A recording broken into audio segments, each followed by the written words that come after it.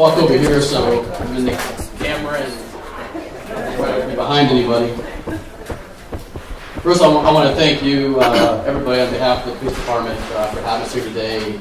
All Sandoval residents, Carrabba's for the lunch. It was great. Before I start, I want to introduce some of the staff that are here today. We have Captain Darren McKenna. He's with our Professional Standards Bureau.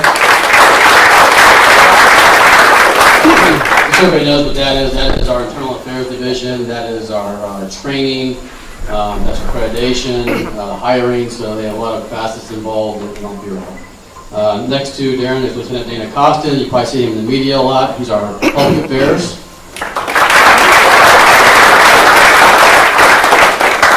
And over here is Deputy Chief Lisa Barnes. She's she handles all the day-to-day operations. We're always very closely together. Handles everything that's going on, every part of the department. So it's a great job. As well, back here, Captain Kirk Rapp. He is with the Special Operations Bureau. What that is a combination of traffic, Marine, Canine, SWAT. I think we're leave anything out. Motors, volunteers. So again, we're very busy, but does a great job for us as well. And we have a great team. So I feel very fortunate in our department. We all work very closely together, which helps us, I think, be successful and do what we can do to provide safety to the community. If you look about my background, I moved to Cape Coral in 1977. I am from Florida, believe it or not. How many are from Florida here? We got one. Very rare. So when I came here, my dad was a builder, and I remember we lived in Orlando, midway down here, Fort Myers, and he came over to Cape Coral. I remember coming to the bridge, and all I saw was Big Johns. I think at the time I was devastated because I'm like, what am I going to do here? I'm, nowhere to go, nothing to do. Ride my bicycle around town. There was the old dolphin pools, Carver Point, and anyway, it's amazing over the years how the Cape has grown and developed, and we have a great community here. We're very fortunate. And yes, I did live here at one point in 2005. I actually lived in the same street as Bart Conley, the retired chief. And we guys have a great community here. I enjoyed it. My kids enjoyed it. So again, I've always thought this place is a great place, and I hate to move out, but unfortunately I did. My kids grew up, but they enjoyed growing up here and playing here, and I felt very safe in this community. As far as the department, just so you understand, right now we have 234 sworn members of the police department. We have 97 civilians. We have 175 volunteers. And that number fluctuates each year depending on what we do, and we're always offering volunteer classes each year. But they do a great job for us. In fact, yesterday we had a volunteer luncheon to celebrate the volunteers, to thank them for all the work they do. I think if I remember the numbers, in 2016 they committed over 86,000 hours in volunteer hours for the Cape Coral Police Department and the City of Cape Coral. They also work at a City Hall to help out with that too. They do so many things, between educating people on the waterways to working traffic, enforcing parking regulations, fingerprinting, information desk, not only at our department, but also at City Hall. And with those hours, that's a $1.3 million salary savings in employees they cover. So they do a great job for us. So again, I want to thank them as well.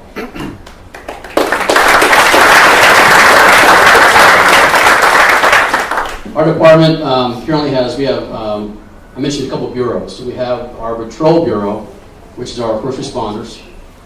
We have our Investigative Services Bureau, which is our detectives. Within that division, you have person crimes, you have property crimes, you have a vice unit, which does narcotics investigations, stuff like that.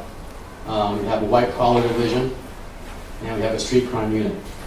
We also have a Special Operations Bureau, as I mentioned, that Captain Graff supervises.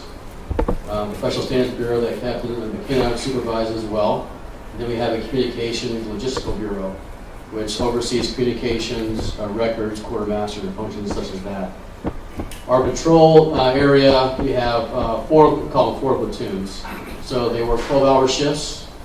They do. We have 2 night shifts and 2 day shifts. And every year, obviously, we look at. I have discussed at the table about well, how many sworn do you have, and how do you look at how many more officers you might need the following year. And we're very data driven. So when we ask for numbers as far as our requirement to keep the city safe, it's based on various factors. And we do an allocation model. Now the allocation model that we do, it looks at different variables. Our response times, our calls for service, toll events, how many miles of roadways do we have in the city of Cape Coral? Where are the speed intervals? What's our current response time? And if we want to maintain that, what do we need for officers? And also, we have to look at how much time we spent being proactive versus reactive. So obviously we respond to calls. We also need to be able to have time for the officers to get back into the neighborhoods, to patrol the neighborhoods as well, do traffic, and show a presence. So if all we're doing is being reactive, you don't want that. You want a 50-50 split for the most part. You want to be almost as much as you can proactive if you are reactive. So when we do allocation model every year, that tells us how many officers we need based on that and based on the current population. And with that, we'll present that to, as part of our budget recommendation, if we need more officers to meet our goals. Now, it was mentioned before about safety, how safe is the city of Cape Coral. There's 2 things we go by. FDLE releases a table of all the cities in Florida, sort of the Department of Justice, and they compare us to every city over 150,000 population. That's what our area that we compete in, I guess, with other cities, basically. The last one that came out, we are the 2nd safest city overall in the state of Florida, with over 150,000 population.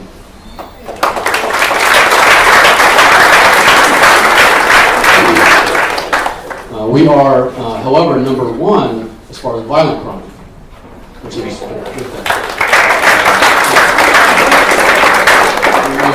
obviously our goal is to be number 1. We're still working at that. We want to be that, reach that goal. But these men and women of the department do a great job for us, and we really can't do it without you guys. And I'll talk about that in a minute too, of why that's so important for us. With that, there's also, we look at our cases that we have and what's our clearance rating, what's our success rating in clearing cases. So if you look at property crimes, the national clearance rate is about 19%. We're a little bit over 20%, so we're above the national clearance rate. Violent crime, the clearance rate, the national clearance rate is at 46%. We're at 62. So we're doing very well as far as those areas, and we always look at that stuff and see how we can improve. As far as the department, where are we headed to? What do we look at now? What are we deal with in the future? Right now, there's 3 things we're focusing on right now. Number 1 is traffic. Traffic to us is a big issue with us. We realize that. We're looking to double our traffic unit right now. We have something called the Traffic Target Initiative. So what that is we look at all our complaints that comes in. We look at our traffic data, where our crashes are occurring at, where our serious injuries are occurring at. And then what we do is, beyond our traffic unit handling the complaints, they can't do all of it. It's impossible. We also want to handle complaints, but also the areas that the data's coming in and identifying as our problem areas. So now we do this Traffic Target Initiative. What that is, our patrol units are directed to hit certain areas that we're getting the problems with. So you might have seen maybe each month you'll see an area being flooded with maybe 10 to 12 officers in one area. Country Club Boulevard is a perfect example. With no lights on that road primarily, people use that road as a cut-through road or a road to, I guess, avoid Del Prado, Santa Barbara, because it's quicker if you want to work. Or come home from work or whatever. So we use this initiative to target those areas to educate the public, to slow down. And obviously, we want to reduce traffic crashes, and we want to reduce serious injuries, fatalities. That's number 1 goal. Since we started this program, we reduced our serious crashes from 42 to 34 compared to last year. And we reduced our fatalities down from 14 to 10. So we're working our way downward. We have much more to go, but we're getting there. And that's one of our major goals. The second part is community policing. We are very big in community policing. And again, I can't tell you guys enough, without your support, we can't just adopt you guys. So you'll see a lot of times that we're doing a town hall meeting, we're doing something called community face-to-face. We had our open house at our police department, and that was actually the first time we had an open house since the department was built in 2009. And one of the things about community policing is important. That's nothing new. Community policing has been around forever. It's very simple. It's basically just going around, introducing ourselves in person, so you get to know us a little better, feel comfortable with who we are. So at that moment, when you have you're stressed because you have 911 call you're making to the police department, let's say, for example, and you meet that officer, maybe you meet that officer before that because you met that person at a community policing event. But now you feel more comfortable. You have that personal contact with the officer. And that kind of alleviates that stress. Tuesday night, we have something called Pizza with the Police. Something different, a new way of meeting the public, and we try to reach all ages. Last year, earlier this year, actually, there's been a lot of police officer deaths in the line of duty. There's over 135 officers killed in the line of duty in 2016. That's the highest in the last 5 years, and they're being ambushed. And when Dallas tragedy occurred, Baton Rouge, places like that occurred, obviously it really hits home for all of us. And, as officers, we discuss this, we go home to our family, and it's something that's on the way in the back of your mind. When you go out every day and they get in the car and they respond to calls. And when that happened, we always knew we had community support. Always knew that. I think we feel very lucky in this community with what we have. But I can tell you that was overwhelming. When that happened, I think almost every day, and not exaggerating, some people would come in and they would bring us lunch, drop off donuts. We like donuts. Come and say thank you to us, or just say thank you for what you do. I can tell you that as we discussed it, it meant a lot to the officers. It was overwhelming. So thank you for that. It means a lot.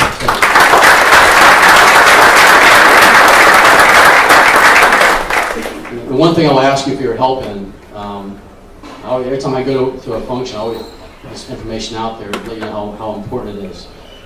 You're trying to get people to lock their car doors. Close their garage doors. In 2016, we had up to 50 guns stolen of unlocked cars in the city of Cape Coral alone. It's not counting Fort Myers or Lee County. That's a very high statistic.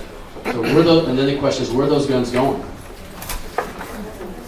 We try to get out the information out there to the public to try to be aware, to please spread the word, to please lock your car door, close your garage, you're out in the yard in the daytime, say in the backyard, and you're working on the lawn, your garage door is open. It's not unusual, and it has happened when someone will walk into your garage and take each other golf club or something like that. So please spread the word, if you could, to please lock your car doors, close your garage doors. We're always trying to come up with other campaigns, and we're working on a public service announcement now that we can maybe get the message out there as well.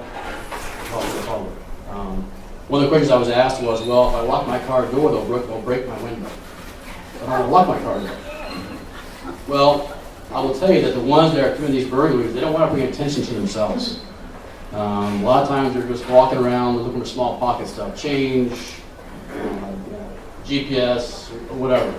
So they don't want to bring noise, cause noise, bring attention to themselves. So they walk around, they check car doors, and there's probably just somebody driving by them or waiting for them, and they check each car. So they're not going to want to bring attention to doing that. And so anyway, if you guys would do that, that would be a big help. And that would get be number one safest city in Florida. If everyone would lock their car doors, that would be the one thing. The third thing that we're working on now is we're always looking at is trends. You always got to forecast ahead of time and see, okay, where should we head? What direction? What's happening around us? What's the national trend? Technology is a very important thing. So in 2015, we looked at body-worn cameras. We knew that we need to get those for our officers' protection. And we bought our first 60 cameras in 2015. We just put another 60 on the road this past month. Now we have 120 cameras on the street right now. Before the end of 2017, we'll have 180 body-worn cameras out there. And they have helped tremendously. I can tell you they've been a great training tool as well, because not only are they out there videoing what's happening, or if they're doing investigations all on video, but the other part is the officers get to look at themselves sometimes as a training tool to see, how can I improve what I just did? So training unit, our training, we have a great training unit, we're big on training, and they have used that as a tool to let others look at the videos, what they may be in the situation, and say, okay, here's what you did. Perfect example, we had an officer that didn't realize how he or she sounded when they were talking to somebody. And they were training somebody at the same time, and training a new officer. And they didn't realize how they came across. Well, when the video was observed by training, they said, oh, I don't sound that way, I don't do that. Let me show you the video. And they watched the video, they were very shocked. Oh my God, I had no idea I sounded like that. So it's a great training tool to correct yourself as well. So that's one thing in technology that we're looking at that's been very, I think, successful so far. We're always looking ahead. One of the things we're getting ready to purchase are, I have a vest on right now and underneath my uniform, but this does not stop a high-powered rifle. Our SWAT team has them, and they go and they do something like an operational or search warrant. And this came up after the Club Fusion shooting, as well as a lot of the officer ambush that we have heard about in the news, that we want more protection. So we are going to order vests for all the officers. They can put it over their uniform. We have a barricade situation or a tactical situation. They can actually put it over their uniforms, and we'll have ballistic helmets as well. It's another way of keeping them safe out there, because we have to look at trends, what's happening around us, how can we keep our officers safe, and the right safety to the community as well. So we're looking at that. That is going to be happening pretty soon here. Again, we're always looking at trends as far as crime goes. White collar crime is probably, to me, probably the most thing I'm hearing about on the rise. And these are the crimes that you don't really see. Some things you do. I think you heard about one in the paper recently that we did, where people were putting in the fake ATM over the ATM holders. You put your card in, it takes your number, and you record the number, and they can use your card. They have the gas skimmers as well. And then you have the things on the internet or email, things you might get as the IRS. There's a big scam with the IRS at one point. They would contact you like they were the IRS. And we always say, if it's too good to be true, it's probably not true. And we have a lot of people that contact us, and so you'll have a lot of things like that we're seeing now as far as white-collar crimes. I hear more and more with even companies, organizations, that they have somebody from maybe another country that actually encrypts their files and says, well, if you don't pay me in bitcoins, or you don't pay me something, if you do that, I'll release your files to you. If not, then I'm going to erase everything. And a lot of times the companies are just paying it because they don't have a choice. So these things we're seeing nowadays as technology goes, social media, internet, and it's just something new that we're dealing with nowadays. Social media, again, same thing. We utilize social media a lot. Again, at Costin, again, who's our public affairs officer, he, if you follow our Facebook page, Twitter, stuff like that, we're constantly putting things out there to educate the public. Ping 4 alert. You guys have Ping 4 alert on your phones? Does everybody know what Ping 4 alert is? PING, number 4, and then alert. And what that is that anytime you have a situation in the city of Cape Coral, it might be letting you know about somebody that's maybe missing, or let's say there's a traffic crash in El Prado and the traffic is a detour. You might put that on there, so if you happen to hit that area, it'll pop up on your phone and let you know that there's something in that area. When we had a tornado last year, we were putting things on the Ping 4 about the tornado as well. So it would give people up-to-date information, let them know what we're doing, what's going on, and it's free. So I would recommend, if you don't have it, I would definitely put it on your phone. It's very, very helpful. One of the questions I was asked was, what are you doing for kid programs? Years ago, when we put in session, we had a PAL program, Police Athletic League, and because of recession, we had a program to go. We just reinitiated the PAL program last month, so that's up and running again. We also have another person assigned, works with Lieutenant Costin, Bill Mullen. You might see him a little more in the media. He actually, one of his primary goals is to develop kid programs and to go back into the schools and educate the kids on certain things, whether it be bicycle safety, stranger danger, bullying issues, drug education. Obviously, our goal is to hit every age group the best we can through community policing, reach everybody. And obviously, we can reach them at a younger age, be mentors to them, teach them not to be afraid of the police. We're their friend, we're there to help them. It keeps them in the right direction, and also want them to trust us and work with them if we can. So that's one of the things we're working on now, and that'll keep developing as we go. But that's kind of an overall picture of the police department, where we're at, where we're heading to right now. Obviously, things change, but that's why we always look ahead to our forecast on trends. So we're always one step ahead of what we're seeing around us. And I'm sure there's questions you guys have. Dave, you mentioned the help with the walk cars. From a broader standpoint? Joe, we can't hear you. You mentioned about the lock position on the cars, and that's very helpful. From a broader community standpoint, budgetary-wise, do you see any major constraints that you're facing there that maybe some kind of coordinated effort might be helpful to get you guys a little more effort and asset? Do you sense that something in the community you have to do? I'll look at two answers to your question. One is, as far as the locking the cars, that's something that I just need the community to help on. Just being conscious of locking your car door, that's not a budgetary issue. That's just something that if you can just do and try to remind yourself to do it. Now, we always are thinking of ways to remind the public. We're actually been working on an app with go onto your phone. Eventually, it'd be like a home safety check app where when you pull in your driveway, it'll pop up and remind you, hey, lock your car door. Don't forget, close your garage door. If you have a gun in the car, maybe bring it inside. Things like that, reminders. As far as budgetary constraints, and I appreciate that question, again, because we're getting much better in shape, the city's getting back in shape again, and John Zerlich, our city manager, is doing a great job, and so is our council and the mayor, working our way to get back to where we want to be from. At one time, again, we were hurting with capital, we were behind on vehicles. We had vehicles that would break down and go into a call at nighttime, probably 2 or 3 in one night. And so with that, though, we got ourselves back in shape with capital, which is very important, obviously. And then, like I said, as far as manpower, we're doing good with that. Again, every year when we do our budget, we always want to show the allocation model, as I mentioned, how many more officers we might need, but I want to show why. Not just, I need as many officers, and because the population has increased by 1,000. Well, you need more information than that to support that. So that's what we try to do. But thank you for the question. I have a question. Yes. The cameras that you're placing on the streets, Can't hear you. the camera that you're placing, the cameras on the streets, are they visible to public? We have 2 cameras. If you heard, the question was, are we replacing the cameras on the street, and can you see them? We have 2 cameras. We have an in-car camera that's in all of our patrol cars, and that's affixed to the car. And when you turn your lights on, that comes on. Okay.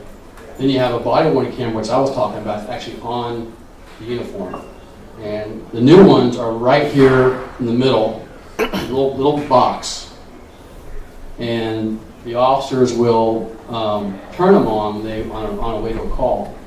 Now, we have a policy on body-worn cameras, obviously, that lets them know when to turn it on and turn it off, but we have to give them some discretion. I'd rather them put it on for everything and then later on get rid of stuff we don't need, because we don't want them thinking about it. I gotta get my camera on. I want them thinking about the call they're going to. I want them thinking about how to get there safely, what to look for when they get to the house, not worry about their camera coming on. So those are one of the things when we first introduced the body-worn camera. We wanted to make it as easy as possible for the officer, and these are some of the things we were working through. But yeah, if you saw an officer who had a camera, it would be right here, or they have the original ones right there that usually would be on maybe glasses on their collar. The ones on the streets. We don't have You're cameras. placing some cameras on the street. No. Body-worn cameras. We don't have fixed cameras on intersections, nothing like that. We don't do that. No. No, they use drones instead.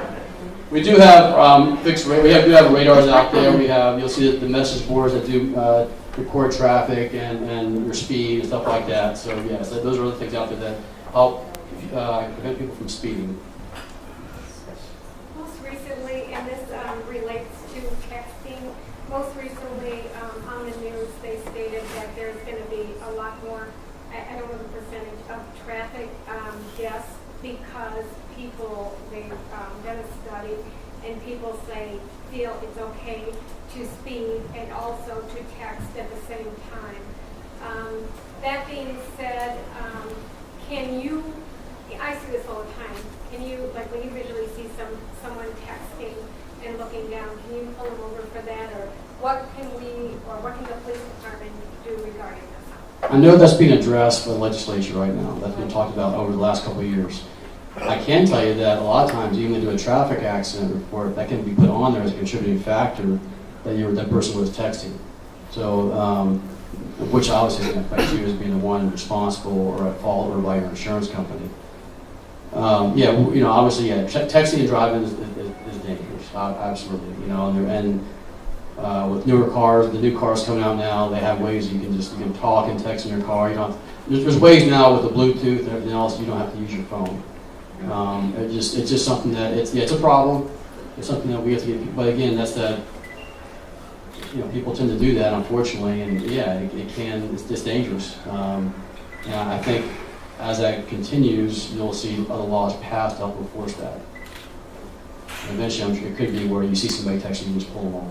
And I'm hoping legislation will do that so that maybe the first time you pull someone over, you give them a warning, and then after that, like a $200 ticket or whatever.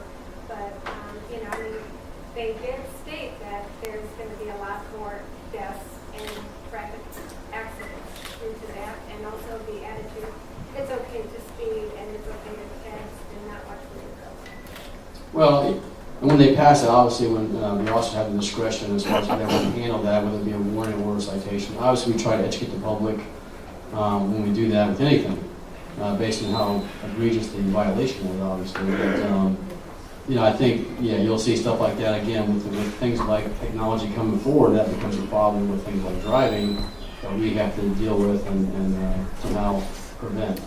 Thank you. That's good. That's good. Another question. Yes. Lee County has something called the Lee Groves, where you probably are familiar with it. Some of us have gone on that trip. It's a series of several weeks. Thursdays, they take you and show you every facility, major facility, like the utilities, the police, the traffic, all that sort of things. That's Cape Coral, very useful to people that have taken to see how our tax money is spent and how each major service is accountable to the taxpayer. Do you have anything like that in Cape Coral? Yeah, what you're referring to, you have Leadership Cape Coral. There are things like that where they show you each week parts of the city to see different functions, how they work. That's what you're asking me, I believe, right? Similar to Lee Groves. Yeah. But we call it here Leadership Cape Coral. They have Assistance Academy. We have Geo Leadership Cape Coral. I actually had that yesterday, so we do several programs, again, different ages. Yesterday, the Geo Leadership, what that is, that's kids from the high school that are selected based on certain criteria, grades, part of that, and they get to go through and experience different parts of the city, functions, what they do. They're put through exercises, maybe sometimes do like mock city council meetings, stuff like that. But between that, Assistance Academy, Leadership Cape Coral, these are all programs like same as that show you different parts of the city, even outside the city, how they work, what they do, and why they do it. But you also have the police academy, which is what I'm signed up for. And the police academy, so that we have several things that if you're wanting to get involved in, you could do.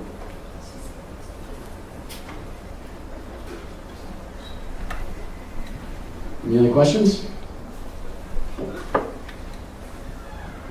Do we have any other ones? I do. Get ready. First of all, thank you very much for being here. Really appreciate it. I really appreciate the police department of Cape Coral. I recently did a ride-along, the evening shift, up in northern Cape Coral, and boy, was that a great experience. If any of you want to see how they really work, sign up for the ride-along. Unfortunately, your policy is every 6 months. I would like to see that changed if possible, because I was an extra set of eyes. Steve, who I rode with, was looking that way. I would be looking that way.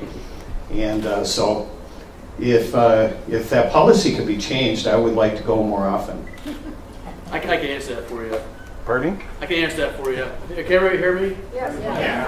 The ride-along program, so what he's talking about is, yeah, you can do a ride-along program. You can request to go day or nights, and the reason why we at one point we put a limitation on that is because beyond the officers that are available, the ones that have to train people, we have an internship program as well for college students that are wanting to get involved in law enforcement. We were having officers not being available to take so many ride-alongs on because we didn't have enough officers to do that with. And there were so many people on the waiting list that wanted to do ride-alongs that we had to somehow limit that because there was too many people, which is good, but we had to put a limitation on that because of that reason. So officers a lot of times they're training new officers. We have the internship program with college students. We have our explorers as well. So we have explorers that are right along too. So it just became a point where we had to do some type of a requirement or limit the ride along, but we can always look at it again and see if we can make it less time than 6 months. I just want to know how much your belt weighs. I can tell you when I go to the doctor, and usually when I weigh, I'm about 25 pounds heavier. Can you tell us what all those pouches are for? It's like a fourth grade question. Could you go through your? Oh yeah, so I have the taser here, radio, ASP, baton, ASP. We have two different things one called the ASP, which is extends out. Baton over the years used to be a handle as well. I have my handcuffs back here. Magazines, my weapon. Of course, my weapon here, and this is my tear gas. Tear gas. Block 40. Yeah, I'll carry the Block 40. I can't fit any more in my belt. I think I'm limited right now.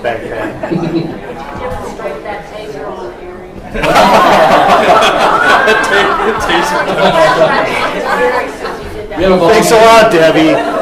Oh, not good. You got one over here? No, a question. Not a volunteer. I'm not the guinea I didn't pig. want to volunteer. When you're doing your training in that, is part of your training how quick you can get your gun out? Like the cowboys. We actually went to new holsters. We did a whole new holsters every once in a while based on certain reasons what we do, maybe retention, better methods that they can't be taken out by somebody else.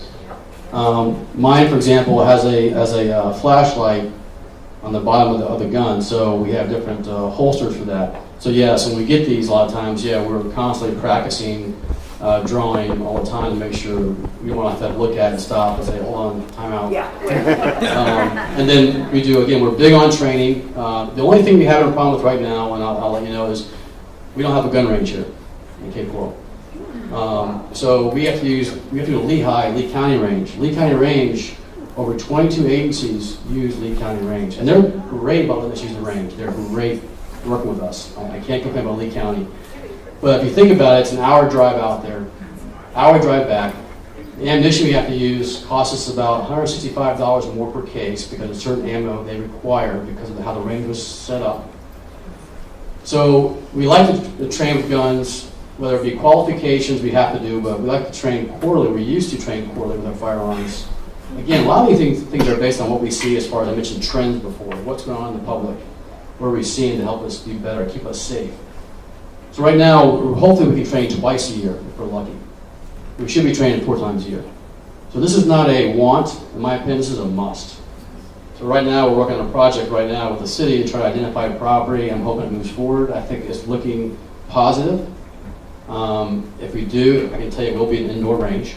So Any concerns, some people are concerned about noise or about stray bullets, it would be inside. But again, this is not, in my opinion, this is not a want, this is a need.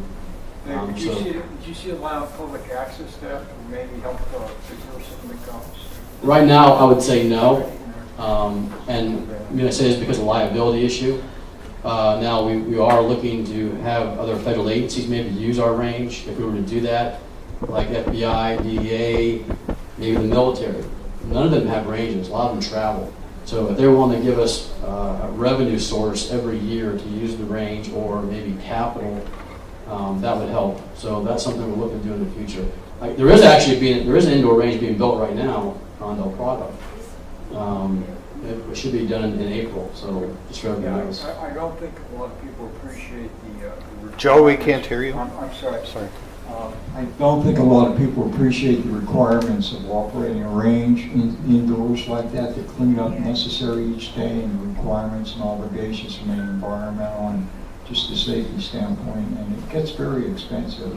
And basically that's why you don't see a lot out in the public for use. And I thought maybe that would be a good opportunity, and I would love to use it. Yeah, like I said, it's a liability issue. I can't say right now that's not the plan. I can't take, for example, Lee County started off that way as well. And they almost have to have a one day, I think, or maybe a couple hours a day with that. So it's just, it's tough. It's tough. But, Have you looked into a mobile range? Yes. One time I did look into a mobile range. There was I guess a tractor trailer type range. We looked at one point that we could pull into the back lot and we could rent. But the problem is, remember, first of all, it's only 2 lanes. We have 234 sworn officers. No, we got 3 in it. We had 3 lanes Three in it. 3 lanes. Yeah. We have 234 officers. So if you look at the cost and look at, again, the problem is we have so many needs for a range. Not only is it qualifications, and let's say it's 4 times a year we want to train, beyond that. Now we look at hiring officers. We hire officers all the time. Well, when we hire them, they have to qualify. Now what do we do? Well, I can't have the company come up every time we want to train somebody. It's sporadic. Or if somebody's in remedial training because there's an issue. So right now, luckily we have to get with Lee County and go, can we just borrow the lane for an hour to get somebody qualified? Can we borrow this to get some remedial done? Again, they're great about it, but sometimes they can't do it. So to answer your question, for long term, it would not work. What we did was we bought our own for the Massachusetts Department of Corrections, and it traveled from institution to institution. And the same thing, because if you only shoot twice a year, muscle memory, you need to shoot more. Well, and it did work out pretty good.